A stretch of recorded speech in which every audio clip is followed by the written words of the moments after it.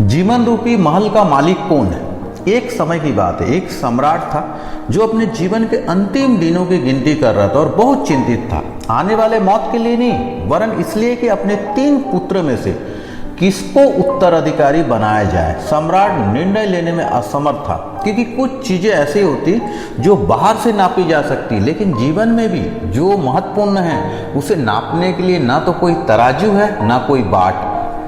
सम्राट उस इलाका में एक नामचीन फकीर के पास गया और उसने सम्राट को रास्ता सुझाया। राजधानी में सम्राट के 3 महल थे जो उसने 3 पुत्र को दे रखे थे। उसने तीनों को 1000 रुपये दिए और कहा कि इन 1000 रुपये से ऐसा चीज खरीदना कि महल भर जाए, जरा से भी जगह खाली ना बचे। जो तीनों में सर्वाधिक सफल होगा वह मेरे राज्य का उत्तराधिकारी होगा।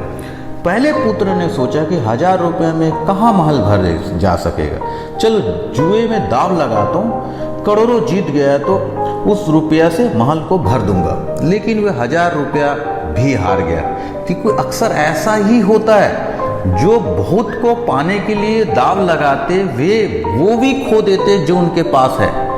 ये राजकुमार भी खोकर आया, उसका महल खाली रह गया। दूसरे ने दिमाग लगाया, सोचा 1000 रुपये में हीरे जवाहरात सो भरा नहीं जा सकता। एक ही रास्ता कि इस इलाका में जो कूड़ा करवट बाहर जाता है उसे ही खरीद कर महल को भर दिया जाए। कूड़ा कचड़ा खरीद कर उसने महल को तो भर दिया, किंतु साथ ही दुर्गंध भी महल में भर गई। तीसरे राजकुमार ने भी 1000 रुपये में महल भरा, मगर किसको, किससे और कैसे, क्या अनुमान लगा सकते आप?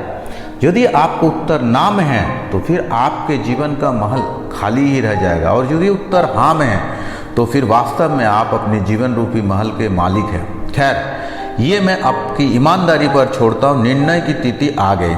सम्राट आया और पहले राजकुमार ने कहा, क्षमा करें पिताजी, 1000 रुपये बहुत कम थे। सोचा जुआ खेलूं और जीत गया तो महल को भर दूंगा, मगर मैं हार गया और महल खाली रह गया। दूसरे महल पर जाकर तो सम्राट की घबराहट और हो गई, इतनी दुर्गंध फैली हुई थी। राजकुमार ने कहा, पिताजी 1000 रुपये में मैं तो केवल कूड़े से ही महल को भरा जा सकता था। फिर सम्राट तीसरे महल पर गया और वे उसकी दरबारी आश्चर्यजनक रह गए। बहुत सुगंध थी उस महल के पास, और जबकि अमावस्या की रात थी, वो महल रोशनी से जगमगा रहा था। राजा ने पूछा कि तूने कैसे, किस चीज से महल को भरा? उस राजकुमार ने कहा, प्रकाश से और सुगंध से। 1000 रुपये से फूल दिए और तेल बाती खरीद कर उसने रोशनी की और जगह जगह फूलों की माला बनाकर लटका डाली। महल सुगंध और रोशनी से भरा हुआ था। अमावस्या की रात में भी 203रा राजकुमार सम्राट हो गया, उस राज्य का उत्तराधिकारी हो गया। मगर हम में से बहुत ही मुश्किल है कोई जीवन का सम्राट हो सके, क्योंकि या तो हमने जीवन को दाव पर लगा रखा, या हर दाव इस आशा में कुछ मिलेगा फिर हम जी लेंगे, और जैसा कि हर दाव में होता हम हारते चले जाते हो। जीवन का महल सूना अर्थात खाली रह जाता, और या फिर हम में से कुछ ने कूड़े करकट से महल भरने की ठान ली। जीवन में जो भी जीवन के लिए वैर था उसी को खरीद कर हम महल के लिए चले आ रहे हैं, जिसका कोई मूल्य नहीं, जिसका कोई अर्थ नहीं।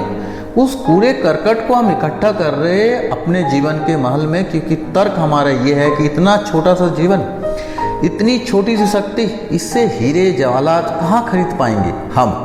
इतने में तो महल कूड़े से ही भरा जा सकता। लेकिन हम ये नहीं समझते कि जिस महल को हम भरने में लगे उसकी दुर्गंध हमें उस महल के भीतर रहने नहीं देगी। हमारा जीना मुश्किल हो गया। आज अशांत है हम सब, दुख और चिंताएं दुर्गंध के रूप में व्याप्त है हमारे जीवन में। पहले 2 तरीके के राजकुमार तो हमारे भीतर है, मगर वह तीसरा राजकुमार हमारे भीतर नहीं है जो प्रकाश और सुगंध से हमारा महल को भर सके।